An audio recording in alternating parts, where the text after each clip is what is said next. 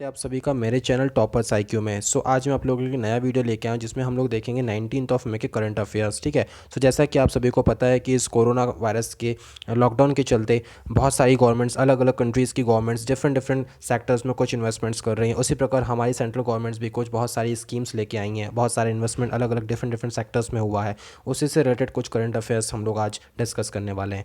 Okay, so let us start, ज़्यादा time waste ना करते हुए। So our first question is, Central government has announced to raise the foreign direct investment limit in defense manufacturing under automatic route from 49% to how much percent? Okay, so पहले जो हमारा defence manufacturing sector था उसमें max to max 49% तक ही एक limit होती थी central government की तरफ से, जिसे उसने बढ़ा के 74% कर दिया। इससे क्या होगा, इससे हमें फ़ायदा क्या होगा? Just wait.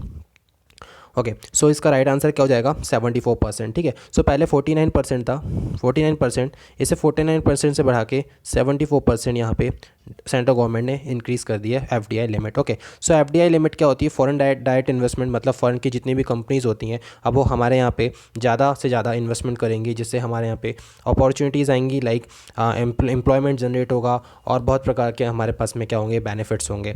So this is all about the FDI. इससे ही कारण सेंट्रल गवर्नमेंट ने ऐसा डिसीजन लिया है कि 49% से 74% इसकी इंक्रीज़ कर दिया limit. Okay, now the next question is, so इसका राइट आंसर हो जाएगा 74। ठीक है, 74%। Next question is, what is the additional fund allocated for मनरेगा? ठीक है, Mahatma Gandhi National Rural Employment Guarantee Act. ये हमारा महात्मा गांधी 2005 में जो एक्ट आया था, जिसके थ्रू 100 डेज़ का जो एम्प्लॉयमेंट था, that is very necessary for every employ, every workers. ठीक है, ग्रामीण क्षेत्रों में। तो इसमें फ़ंड एलोकेट किया गया है, जो कि पहले बजट के टाइम पे कुछ एलोकेशन था जिसे बढ़ा दिया है सेंट्रल गवर्नमेंट ने, और वो बढ़ा के अब कितना कर दिया है वही हमें बताना है। तो फंड एलोकेट जो था उससे बूस्ट कर दिया गया है 40,000 से। सो राइट आंसर इज़ 40%। ओके, सो यहाँ पे राइट आंसर कितना हो जाएगा? 40%। आपको बता दूँ कि बजट जो आया था हमारा 2020 में, जो बजट जो आया था हमारा करंट फाइनेंशियल ईयर के लिए, इसमें जो मनरेगा में एलोकेशन था that was around 60,000 crore. Okay, तो दैट वाज अराउंड 60,000 करोड़, जिसे इंक्रीज़ करके, जिसे बूस्टअप करके 40,000 करोड़ कर दिया है। इससे प्रॉफिट क्या होगा कि इससे हम लोग, अभी तो 100 डेज़ का लिमिट था, उसे हम लोग इंक्रीज़ कर सकते हैं। साथ ही साथ हम इसमें ज़्यादा से ज़्यादा वर्कर्स लोग को ज़्यादा प्रोवाइड कर सकते हैं। जैसा कि आपको पता है कि भी कोविड-19 के केसेस में क्या हो रहा है कि बहुत सारे जो माइग्रेंट वर्कर्स हैं वो अपनी जो भी अपनी जहाँ से वो निवास करते हैं, जो अपना रेसिडेंशियल उनका जो एरिया है जहाँ से वो रेसिडेंट करते हैं, वहाँ पे वो लोग आ रहे हैं। ठीक है, तो इससे क्या होगा कि अभी एम्प्लॉयमेंट हमें जो है मज़दूरों को प्रोवाइड करना है। तो इसके कारण जो 40,000 बढ़ा है गवर्नमेंट की तरफ से, इससे प्रॉफिट ये होगा कि हमें ज़्यादा से ज़्यादा वर्कर्स को कवर अप कर पाएंगे। साथ ही डेज़ थे वो भी बढ़ा दिए गए हैं, 100 डेज़ से 150 डेज़ कर दिए गए हैं। इसको 200 डेज़ करने का भी मांग चल रही है। आगे देखते हैं, जैसा भी होता है मैं इसके बारे में डिस्कस जरूर करूँगा। नेक्स्ट क्वेश्चन देखते हैं। Name the programme which has launched for online education 1st to 12th announced under Atmanirbhar Bharat अभियान। तो आप सभी को पता है, जैसे मोदी जी ने 10 मई को एक अनाउंसमेंट की थी, जिसमें हम लोगों ने देखा था कि उन्होंने आत्मनिर्भर भारत अभियान के बारे में डिस्कशन किया था कि किस तरीके से हम आत्मनिर्भर बन सकते हैं। तो आपको बताना चाहूँगा दोस्तों, यहाँ पे आत्मनिर्भर का मतलब ये नहीं है कि हम एक इंट्रोवर्ट काइंड ऑफ इकॉनमी की तरफ चले जाएं। इंट्रोवर्ट काइंड ऑफ इकॉनमी मतलब कि जो ग्लोबलाइजेशन के थ्रू हमारा जो इकॉनमी इंक्रीज़ करती है, और ग्लोबलाइजेशन में हम लोग जो फॉरेन लोगों से कनेक्टेड होते हैं, इम्पोर्ट और एक्सपोर्ट्स होते हैं, वो बंद कर दिया जाएगा। ऐसा नहीं है, हम इम्पोर्ट और एक्सपोर्ट्स करते रहेंगे। लेकिन आत्मनिर्भर का मतलब ये है कि हम मैक्स टू मैक्स ये हम लोग कोशिश करेंगे कि यदि हम लोग कोई चीज़ें जो बाहर से इंपोर्ट करा रहे थे, सॉरी, वो चीज़ें यदि हम अपने कंट्री के रीजन में ही यदि बना पा रहे हैं तो हम लोग उसको बनाने की कोशिश करेंगे। बहुत सी चीज़ें ऐसी हैं, लाइक मैं कोल की बात करूँ, कोल माइनिंग्स की बात करूँ, सो बहुत सारी चीज़ें ऐसी होती हैं जिसमें हम लोग, हमारे पास में एफिशिएंसी होने के बावजूद भी हम लोग उसको यूटिलाइज़ नहीं कर पा रहे हैं, पूरा 100% यूटिलाइजेशन नहीं कर पा रहे हैं। तो उसी यूटिलाइजेशन के लिए हम लोगों ने क्या किया है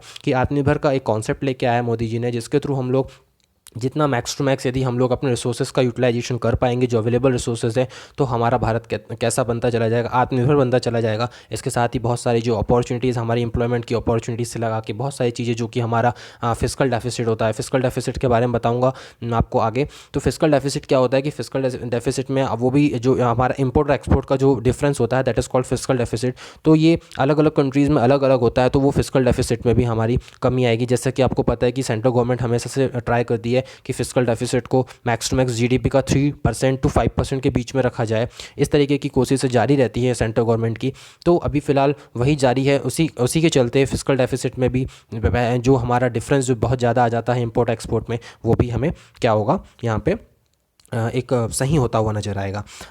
तो चलिए क्वेश्चन की तरफ देखते हैं। Name the programme which was launch. एक प्रोग्राम लॉन्च किया गया है for 1st to 12th education के लिए, जिसमें आत्मनिर्भर भारत अभियान के तहत एक प्रोग्राम लॉन्च किया गया है। इसका राइट आंसर है पीएम ई विद्या। ठीक है, पीएम ई विद्या क्या है? इसमें क्लास 1st to लेके 12th तक आपको, क्लास 1st to लेकर 12th तक आपको क्या है, हर एक चैनल्स जो हैं हमारे, जैसे डीडी नेशनल और आपने देखा होगा डिफरेंट चैनल्स हमारे यहाँ पे चलते हैं। सो मेनली जो नेशनल चैनल है, नेशनल टीवी पे मैक्सिमम हम लोग अब इलेक्ट्रॉनिकली हम लोग प्रोवाइड कराने की कोशिश कर रहे हैं, क्योंकि आपको पता है कि अभी फ़िलहाल स्कूल्स कॉलेजेस सारे बंद हैं।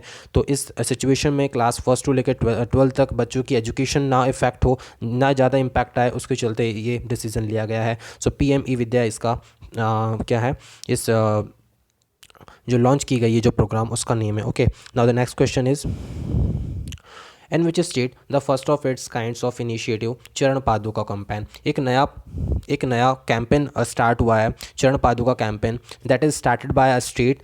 किस स्टेट की तरफ से चरण पादुका कैंपेन स्टार्ट किया हुआ है, जिसमें हम लोग क्या प्रोवाइड कर रहे हैं? शूज़ और स्लीपर्स। क्या प्रोवाइड कर रहे हैं? शूज़ और slippers for the migrant labourers passing through the state. जो भी उस स्टेट से क्रॉस हो रहे हैं सारे माइग्रेंट वर्कर्स, उन्हें हम लोग क्या प्रोवाइड कर रहे हैं इस प्रोग्राम के थ्रू, इस इनिशिएटिव के थ्रू उन्हें शूज़ और स्लीपर्स प्रोवाइड किए जा रहे हैं। So the right answer is Madhya Pradesh. Madhya Pradesh में जितने भी माइग्रेंट वर्कर्स हैं, जैसा कि आपको बताना चाहूँगा कि साउथ से यदि नॉर्थ की तरफ हम लोग देखें, यूपी और झारखंड, यूपी साइड में और पंजाब साइड में हम लोग देखें, तो यूपी साइड में मोस्टली, यूपी और बिहार साइड के जितने भी माइग्रेंट वर्कर्स थे, जो कि मोस्टली आपको साउथ इंडियंस में नज़र आएंगे, महाराष्ट्र, मुंबई वगैरह में नज़र आएंगे। जैसे फॉर टेकन एग्जाम्पल मैं आपको बताऊँ तो ये क्या होता है कि ये एमपी बीच में पड़ जाता है, मध्य प्रदेश के से होकर ये क्रॉस हो रहे होते हैं। तो इस बीच में आप लोगों ने अभी न्यूज़ में देखा होगा, काफ़ी सारी चीज़ें इसको लेकर चल रही थी।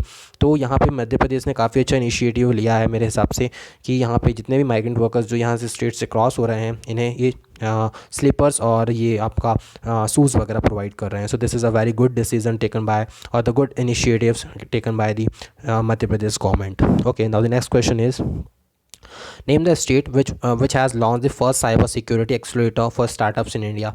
एक स्टेट है आपका, इसमें से कौन सा ऐसा स्टेट है बताना है, that has launch the first cyber security accelerator for startups India. देखो, अभी स्टार्टअप्स वगैरह के बारे में आपको अभी आगे काफ़ी कुछ मिलेगा, आगे के कुछ सालों में स्टार्टअप्स की काफ़ी कुछ स्कीम्स वगैरह लेके आएंगी गवर्नमेंट्स। सो इसी के थ्रू एक लॉन्च की गई है, एक लॉन्च हुई है आपकी सिक्योरिटी साइबर सिक्योरिटी एक्सेलरेटर, एक इनिशिएटिव लॉन्च हुआ है, किस स्टेट गवर्नमेंट की तरफ से हुआ है? That is Karnataka. Okay, so right answer is Karnataka. Next question, the Gujarat government has made digital payment mandatory. Gujarat की गवर्नमेंट ने एक सिटी में आपको डिजिटल पेमेंट क्यों मैंडेटरी किया गया है? आप सभी को पता है कि कैश के थ्रू हमें काफ़ी कुछ न्यूज़ चल रही थी कि कैश से भी कोरोना वायरस स्प्रेड हो रहा है, कैश से इधर उधर ट्रांसमिट हो रहा है। सो ट्रांसमिशन का मीडियम ऐसे बनता है, यदि आप किसी एक कोरोना वायरस से यदि आप पॉजिटिव वाले मरीज़ से आप यदि कुछ कैश का लेन देन करते हैं, सो वो उसमें आपके चांसेस होते हैं, काफ़ी ज़्यादा चांसेस होते हैं स्प्रेड होने के, आप तक आने के। तो ट्रांसमिशन का मीडियम बंद हो जाएगा यदि डिजिटली पेमेंट को यहाँ पे ज़्यादा से ज़्यादा आप इसे इम्प्रूव करेंगे। तो इसी लाइन में गुजरात की गवर्नमेंट जो है, उन्होंने बहुत अच्छा डिसीज़न लिया है और यहाँ मैंडेटरी कर दिया है अहमदाबाद में। अहमदाबाद जो है काफ़ी ज़्यादा मोस्टली अफेक्टेड सिटी है गुजरात की, जहाँ पे सबसे ज़्यादा केसेस हैं गुजरात में आ रहे हैं अहमदाबाद में। तो यहाँ पे डिजिटल पेमेंट मैंडेटरी कर दिया है, ताकि जो ट्रांसमिशन है कोविड-19 कोरोना वायरस का, ये स्टॉप हो सके। ओके, बहुत अच्छा इनिशिएटिव्स है। इस टाइप के इनिशिएटिव्स आपको आरबीआई भी, रिजर्व बैंक ऑफ इंडिया जो हमारी सेंट्रल बैंक है, इसने भी काफ़ी सारे ऐसे इनिशिएटिव्स लिए हैं, जिसके थ्रू आरबीआई ने भी इस तरीके के इनिशिएटिव्स लेती रहती है कि डिजिटल पेमेंट करो, ताकि मोस्टली आपको इस तरीके के वो कोरोना वायरस, इसके पहले भी आरबीआई इस तरीके के ट्रांजैक्शंस को काफ़ी आगे बढ़ाती रही है और काफ़ी प्रचार करती रही है इन चीज़ों का, क्योंकि इनसे काफ़ी चीज़ों के लाइक टैक्स में जो चोरी वगैरह, कर की चोरी वगैरह होती है, और बहुत सारे जो फाइनेंशियल स्टेटमेंट्स बहुत सारे व्यापारी छुपाते हैं, उसमें भी ये चीज़ें हेल्पफुल होंगी। Next question, name the country which has developed I feel you and an intelligent bracelet. एक इंटेलिजेंट ब्रेसलेट बनाया है किस कंट्री ने, जिसके थ्रू एक उसका नाम क्या है, आई फील यू, ठीक है। ये क्या करेगा, which will help users respect social distancing rules. तो ये क्या करेगा कि जो भी यूज़र्स होंगे उनको सोशल डिस्टेंसिंग रूल्स में सपोर्ट करेगा और हेल्प करेगा, ठीक है। तो ये इटली के थ्रू बनाया गया है।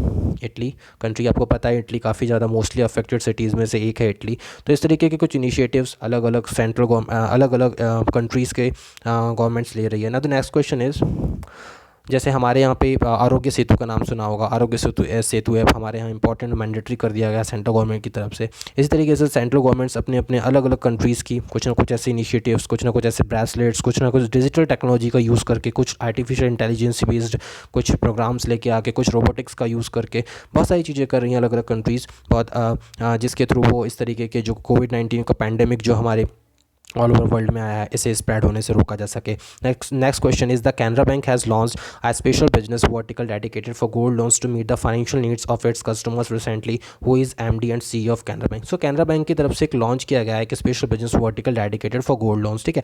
अभी फिलहाल क्या हो रहा है कि कैश की काफ़ी दिक्कतें हो रही हैं कोविड-19 के चलते।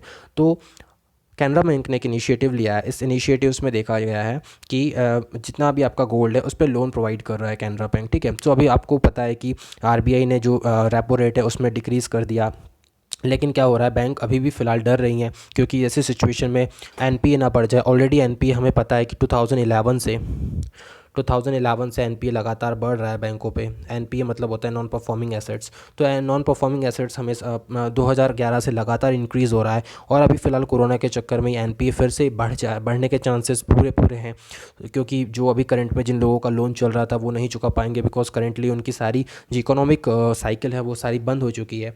तो यहाँ पे गवर्नमेंट बैंक्स वगैरह आरबीआई के बहुत सारे इनिशिएटिव्स लेने के बाद में भी बैंक्स क्या कर रही हैं कि वो अभी पीछे हट रही हैं लोन्स वगैरह देने के लिए।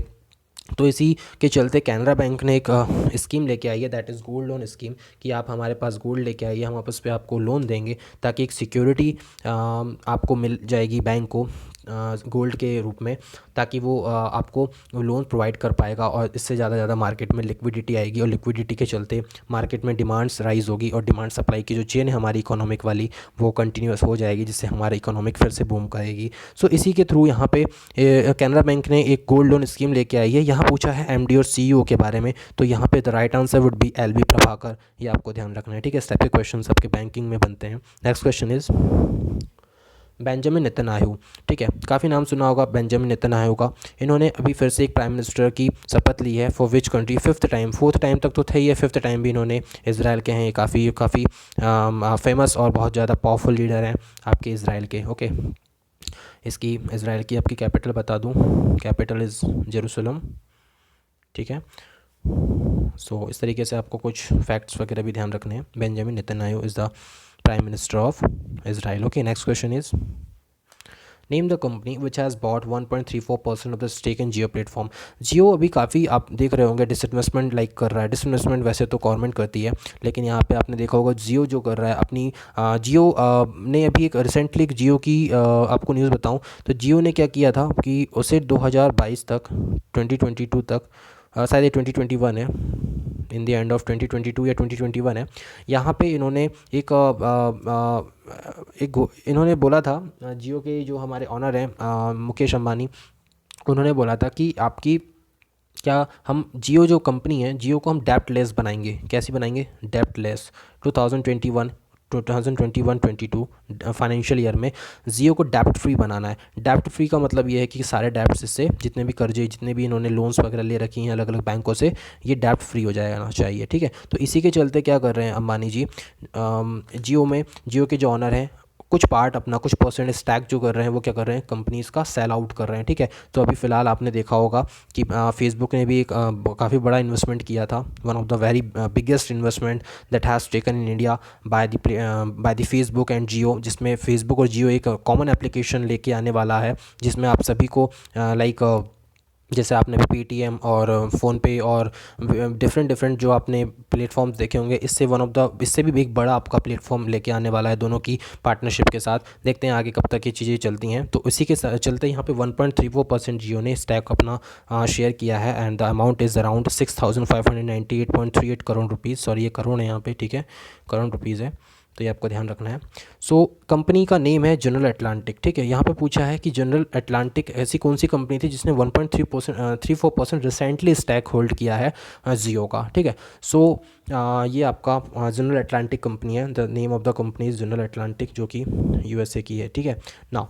चलिए, सो ये this is all about our today's lecture, ठीक है। सो ये आज का करंट अफेयर था। Thanks for watching my video. Please don't forget to like and subscribe my channel toppers IQ। इसी प्रकार की और मोर आपको आगे वीडियोज़ मिलती रहेंगी।